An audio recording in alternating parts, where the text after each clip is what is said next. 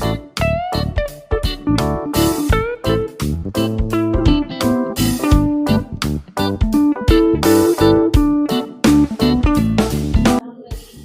हम सभी अपने जीवन में सुख और गुणों की अभिवृद्धि के लिए नीति के विषयों का श्रवण कर रहे हैं। नीतिकार कहते हैं कि ये जीवन है, इसमें निरंतर हमेशा सदा ही अच्छे दिन बने नहीं रहेंगे। ये जीवन है, मनुष्य पर्याय है, इसमें हमेशा बुरे दिन भी नहीं बने रहेंगे। अच्छे दिन, बुरे दिन, बुरे दिन, अच्छे दिन, ये आते रहेंगे, जाते रहेंगे। इसी का नाम जीवन है। ये अच्छे बुरे दिन जो हैं, ये इसीलिए आते हैं ताकि आपको ज्ञान रहे कि मैं अभी भगवान नहीं बना हूँ। थोड़ा-सा सुख आता है, थोड़ा-सा सुख आता है और आप अपने आप को टॉप मोस्ट कंडीशन में मान लेते हैं, I am the top of the world. अच्छे बुरे दिनों से शिक्षा लें, क्योंकि ये कर्म का खेला है, संसार का मेला है और उसमें कर्म का खेला है। अच्छे दिन आएँगे, बुरे दिन भी आएँगे। जब अपन अच्छे दिन प्रकृति अपन को देती है, अपन खुश हो जाते हैं, बुरे दिन भी तो प्रकृति देगी। कोई भी फल ऐसा हो जो पूरा खा सकते हो आप। कोई भी फल क्या ऐसा बताओ जो प्रकृति का जो आप पूरा खा सकते हो। कोई भी फल ऐसा नहीं है। किसी का डंठल निकालना पड़ता है, किसी के छिलके, किसी के बीज। प्रकृति भी कहती है कि बुराई और अच्छाई दोनों साथ में मिलेगी। गुलाब भी सूंघने जाते हो तो कांटे तो मिलते हैं और जिन गुलाबों में कांटे नहीं होते उनमें खुशबू भी नहीं होती। ऐसे भी गुलाब के फूल आते हैं जिनमें कांटे नहीं होते, लेकिन ध्यान रखना उनमें खुशबू भी नहीं होती। ये प्रकृति संदेश दे रही है कि अगर आपके जीवन में बुरे दिन आ रहे हैं, इसका मतलब साथ में कहीं न कहीं खुशबू भी मिलेगी और खुशबू मिलेगी आपको जीवन जीने की कला। इसलिए बुरे दिनों में घबराएँ नहीं, खुश हो जाएँ कि अच्छे दिन आने वाले हैं। बुरे दिन जब भी आएँ तो बिल्कुल दुखी ना हों। ये समझ लें कि चलो कुछ न कुछ अच्छा होने वाला है। गन्ने का रस जो होता है, उसको भी निकालने के पहले गन्ने से भी गन्ने का रस निकालने के पहले उसको मशीन में डाला जाता है, तब जाके मधुर रस निकलता है। आप लोगों ने एक व्यंजन खाया होगा जिसको कहते हैं बड़ा। बड़ा टेस्टी लगता है बड़ा। जब उसमें दही और इमली की खटाई, थोड़ी-सी मिर्ची और बेसन के सेव डल जाएँ तो क्या बात है। व्यक्ति 10 बार ऐसा कर लेता है, सुन के ही ऐसा कर लेता है। लेकिन उस बड़े को बड़ा बनने तक बहुत मेहनत करना पड़ती है, बुरे दिन भी देखना पड़ते हैं। तो क्यों ना अपन इस बात को सीखें। अगर बुरे दिन आ रहे हैं, इसका मतलब बहुत अच्छे दिन आने वाले हैं। और अगर बुरे दिन नहीं आएँगे तो अच्छे दिन भी नहीं आएँगे। ऐसी कौन-सी गाय है जो सीधा घी देती है? ऐसा कोई प्राणी है जो सीधा घी दे देता हो? देता दूध ही है। दूध को तपना पड़ता है, बुरे दिन देखना पड़ते हैं, तब उसके घी के रूप में अच्छे दिन आते हैं। आपके जीवन में भी बुरे दिन आएँगे। अगर नहीं आए थे तो धीरज रखना, आएँगे। अगर अच्छे दिन चाहिए हैं, तो बुरे दिन ज़रूर आएँगे। अच्छे दिन चाहिए हैं, तो बुरे दिन ज़रूर आएँगे। आज की नीति यही कह रही है कि अच्छे दिनों के पहले बुरे दिन ज़रूर आते हैं। कोई भी ढलान आपको मिलती है, जहाँ आपकी स्पीड तेज़ हो जाती है, तो आप देखना एक बार चढ़ाई ज़रूर आती है। और वो जो चढ़ाई जब आती है, एक लंबी ढलान लेकर के भी आती है। ढलान आई है इसका मतलब एक दिन चढ़ाई भी आएगी। यही लाइफ सर्कल है। कल कोई पूछ रहा था मुझसे कि जीवन का स्वरूप क्या है? जीवन का यही स्वरूप है, कभी उतार, कभी चढ़ाव। जब अच्छे दिन आएँ, तो फूल मत जाना और बुरे दिन आएँ, तो कूल मत जाना। अच्छे दिन आए तो आप फूल मत जाना, अच्छे लोगों को भूल मत जाना, क्योंकि बुरे दिन भी आएँगे, जल्दी आएँगे। मैंने अनुभव किया है कि जो अच्छे दिनों में जल्दी फूलते हैं, उनके बुरे दिन जल्दी आते हैं। जितनी गति से बुरे दिन आते हैं, उतने ही गति से बुरे दिन जाते भी हैं। आप देखो, जो लोग धर्म करते हैं, बहुत बीमार रहते हैं। बहुत अच्छा, मैं तो कहता हूँ बहुत बढ़िया, होनी चाहिए। मैं कहता हूँ कि होना ही चाहिए। क्यों होना चाहिए? अरे! आप भगवान से प्रार्थना कर रहे हो कि मेरे कर्मों का नाश हो, तो जो सब रखा है स्टॉक में उदय में तो आएगा? नहीं आएगा। आपने कपड़े दिए हैं रजक को या लॉन्ड्री में धोबी के पास धोने के लिए, तो वो धोएगा कि नहीं धोएगा? उसको गर्म पानी में डालेगा, उसमें आला लगाएगा, सर्फ़ लगाएगा अथवा उसको ज़मीन में फटकेगा, मोगरी पटकेगा, तब तो वो साफ़ होगा। फिर सुखाएगा, प्रेस करेगा और जितना सुंदर आपको कपड़ा चाहिए तो उतना अधिक उसकी धुलाई होगी। ऐसे ही कर्म जितना जल्दी जाएँगे, उतनी जल्दी अपन भगवान बनेंगे। तो कर्म जब जाएँगे तो दर्द तो होगा ही होगा। वो तो होगा ही होगा, बिना उसके नहीं मिलेगा। इसलिए अच्छे दिन के पहले बुरे दिन ज़रूर आते हैं। इसलिए बुरे दिनों के आने पर घबराएँ ना, खुश हो जाएँ। मैं तो ये सोचता हूँ, जब भी बुरे दिन आए हैं, तो खुश हो जाओ। कुछ ना कुछ बहुत अच्छा होने वाला है। लेकिन अगर तुमने धीरज रखा तो, और तुम बुरे दिनों में अगर तुम रोने लगते हो, अगर बुरे दिनों में आप लोग रोने लगते हो, बुरे दिन जम जाएँगे। जैसे बाहर से आया हुआ मेहमान, उसकी आप जितनी सेवा करोगे, घर पे उतना देर रुकेगा। रोग और लोग, आप जितनी सेवा करोगे उतनी देर आपके साथ रहेंगे, और जहाँ आपने सेवा करना बंद कर दी, वो चले जाएँगे। ऐसे ही जो बाहर की संक्लिष्टता है, दुःख के या बुरे दिन आ रहे हैं, आप दुखी होगे तो उनको पावर मिलती है। आप दुखी होते हो, उनको पावर मिलती है, और पावर मिलती है, वो रुक जाते हैं। किसी घर में आग लग जाए, तो मैंने तो कभी नहीं देखा कि वो तेल से बुझाता हो, कि आग लगी हो, कपूर डाल रहा हो, चंदन की लकड़ी डाल रहा हो। वो आग बुझाने का एक तरीका है, उसको ईंधन मत दो। आपके पास पानी ना हो कोई बात नहीं, उस आग को अगर ईंधन नहीं मिलेगा, तो आग वहीं बुझ जाएगी। ऐसे जो बुरे दिन हैं, उनमें अगर आप दुखी रहोगे, तो उसको ईंधन मिलता है कर्मों को, वो और जल्दी और ज़्यादा भभकते हैं। बिल्कुल आप ईंधन मत दो, खुश रहो। बुरे दिन जब भी आएँ, खुश हो जाएँ। चलो भैया, इसका मतलब अच्छे दिन भी आने वाले हैं। सूर्य आज उदित हो चुका है, और उदित होने के बाद वो प्रचंड है। समझना मैं क्या कह रहा हूँ? सूर्य आज उदित हो चुका है, और सूर्य अभी प्रचंड है। अगर प्रचंड सूर्य नहीं आएगा, तो शीतल चंद्रमा भी नहीं मिलेगा। आपके जीवन में छोटे-मोटे दुःख के दिन, बुरे दिन आते हैं, और आप लोग ऐसे संक्लेशित हो जाते हो बिल्कुल कि पूछो ही मत। थोड़ी-सी सर्दी-खाँसी हो जाए, आस-पास हाथ-पैर में दर्द हो जाए, घुटने में दर्द हो जाए, अब तो हम समाधि ले रहे हैं, हम तो मरने वाले हैं। हम तो अब मरने वाले हैं। हमारे जीवन में ही कष्ट आना था। नहीं, बिल्कुल नहीं घबराओ, बहुत अच्छा चल रहा है। ये बुरे दिन आए तो अच्छे दिन आए हैं। भगवान पारसनाथ स्वामी, उनके जीवन में बुरे दिन आए थे। उनके जीवन में बुरे दिन आए थे। 10 भव पूर्व से बुरे दिन चल रहे थे। लेकिन वो बुरे दिन अगर वो फेस नहीं करते, तो आज मंदिर-मंदिर उनकी प्रतिमा नहीं रखी जाती। फेस करना पड़ेगा। आपको पीठ नहीं दिखाना है, भागना नहीं है, रोना नहीं है, फेस करना है। चलो कोई नहीं, बुरे दिन आए इसका मतलब अच्छे दिन भी आएँगे, और निश्चित आएँगे। राम को देख लीजिए, क्या राम ने बुरे दिन नहीं झेले? राम से ज़्यादा स्ट्रगलिंग लाइफ किसकी रही? वो तो मंदिर-मंदिर आज रखे जा रहे हैं, इतना बड़ा राम मंदिर बन गया है। तो राम मंदिर में अगर राम जैसी प्रतिमा रखी गई है, तो राम का कोई व्यक्तित्व भी तो होगा। बचपन से ही उन्होंने स्ट्रगल किया।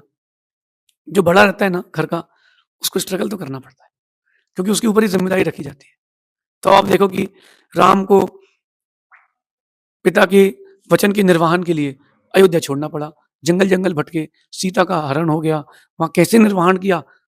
राजपुत्र होकर के जंगल में बिना किसी व्यवस्था के रहना। फिर इसके बाद रावण से युद्ध किया, सीता को लाए, फिर सीता को अपवाद के कारण जंगल छोड़ना पड़ा, फिर अपने ही बेटों से युद्ध करना पड़ा। फिर सीता की अग्नि परीक्षा भी कर ली। कितनी सारी चीज़ें किसके जीवन में? तो आपको दिखता है कि राम, राम। अरे भैया, बिना मरे कोई राम नहीं बनता। बुजुर्ग लोग कहते हैं कि बिना मरे स्वर्ग नहीं मिलता। सुनी कि नहीं आपने बातें? अगर स्वर्ग के सुख चाहिए, तो एक बार मरना तो पड़ेगा। अच्छे दिन चाहिए हैं, तो बुरे दिनों को भी फेस करना पड़ेगा। ज़रूरी नहीं है कि बुरे दिन आए ही, लेकिन आए हैं तो ज़रूरी है कि अच्छे दिन आएँगे। इसलिए बुरे दिन अच्छे दिनों की खबर देने आते हैं, तो अपन दुखी क्यों हो जाएँ? अगर कोई खबर देने आया है कि 8 दिन बाद आपके किसी इष्ट मित्र का, आपके एक मन के काम की पूर्ति होने वाली है, तो आपको मालूम चल गया ना कि 8 दिन बाद मालूम होने वाली है, तो उस व्यक्ति को डाँट क्यों रहे हो कि अब 7 दिन तक मैं क्या करूँगा? नहीं, नहीं, वो तुमको वो बुरे दिन अच्छे दिन की खबर देने आए थे। अब उन बुरे दिनों से लड़ने लगते हो कि जब लड़ते हो तो फिर बुरे दिन टिक जाते हो। बोले, अब तुम लड़ रहे हो, सो हम भी लड़ेंगे। होली कितने लोगों ने खेली है आप लोगों में से? रंग छपाया हो अच्छा एक दूसरे को, लेकिन रंग छपाने का मज़ा तब आता है जब वो भागे, जब वो छटपटाए, वो मना करे, तब रंग छपाने का मज़ा आता है। और अगर वो सामने वाले को अब रंग लगाने जाओ, ऐसा खड़ा हो जाए, तो रंग लगाने का मज़ा नहीं आता। भले ही छोटा-सा गुलाल का कण भी फेंकने मिल जाए, 10 मिनट दौड़ने के बाद किसी के पीछे, उसका उसका आनंद आता है। लेकिन कोई अगर सीधा शांति से खड़ा रह जाए, उसको रंग लगाने का मज़ा नहीं आता। होली में वो जो जब आप कहीं दोपहर में जा रहे हो और 6-8 लड़कों की टोली ने घेर लिया हो, तो वहाँ रुक जाओ, बोले लगा लो भैया, तो वो कुछ नहीं कहेगा।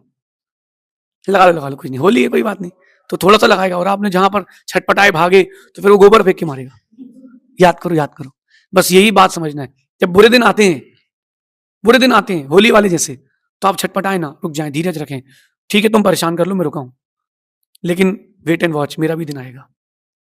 मेरा भी दिन आएगा। कई बार ये होता है कि बुरे दिन, बुरे लोगों के कारण आ जाते हैं।